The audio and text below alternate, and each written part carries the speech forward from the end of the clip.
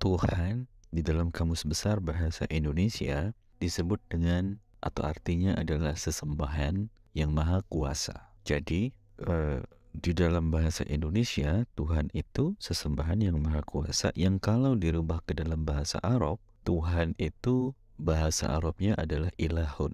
Jadi ilahun itu adalah Tuhan yang bermakna sesembahan yang maha kuasa.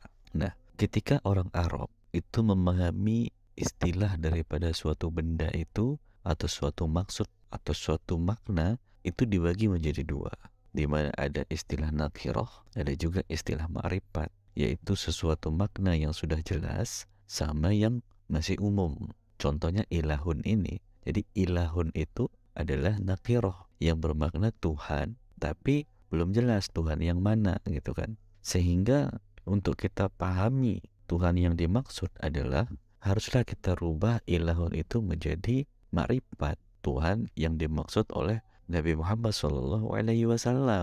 Jadi yang mana yang dimaksud Tuhan dengan cara dirubah menjadi ma'rifat. Dengan cara apa? Dengan cara ditambahkan alif lam sehingga menjadi sebuah kalimah, yaitu Allahu. Jadi kalau kita tahu misalkan babun itu adalah pintu, pintu yang masih umum, bisa pintu rumah, bisa pintu masjid, bisa juga pintu hati mungkin. Nah, ketika kita sebut al-babu, pintu, nah maka pintu yang itu yang sudah kita tujukan terhadap pintu rumah mungkin, ataupun pintu-pintu yang sudah kita maksudkan daripada daripada makrifatnya ya. Nah, begitu juga dengan Tuhan di dalam agama Islam. Ketika kita sudah sebut Allahu, maka itu adalah Tuhannya orang Islam.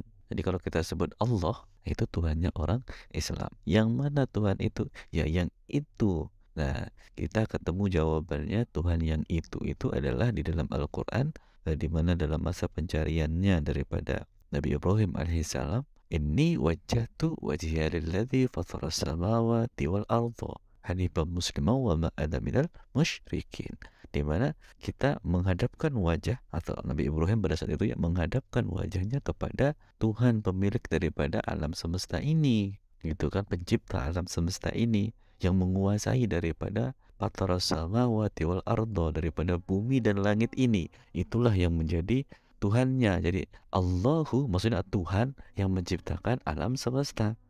Tuhan yang itu yang mana? Yang menciptakan alam semesta. Sehingga kita sebagai orang Muslim meyakini dengan hati kita bahwasanya Allah adalah Tuhan kita, yaitu Tuhannya Nabi Muhammad SAW, dan Tuhannya kita sebagai umat Nabi Muhammad SAW, yaitu Tuhan yang menciptakan alam semesta ini. Dengan keimanan itulah lalu kita berkonsep pada tata cara beribadah kepada Rasulullah SAW yang diajarkan baik melalui langsung dari Allah melalui kitab sucinya ataupun melalui hadis-hadis Rasulullah SAW. Sehingga tata cara kita beribadah itu sesuai dengan keinginan Tuhan yang kita maksudkan, yaitu Allah Subhanahu wa Ta'ala, huwallazi Ar-Rahman Ar-Rahim Al-Malik Al-Quddus As-Salam, yang ke-99 daripada Asma'ul Husna tersebut.